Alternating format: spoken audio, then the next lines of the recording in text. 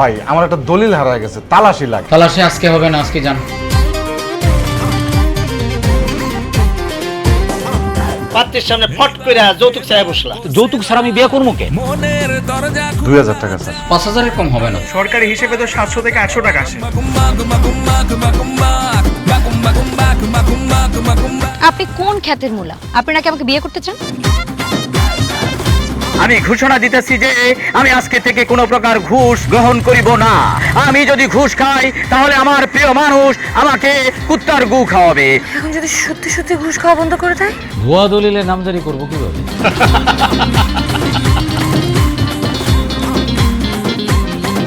কত বড় সাহস! গফুর গু খায়, তোদের 14 গোষ্ঠী গু খায়।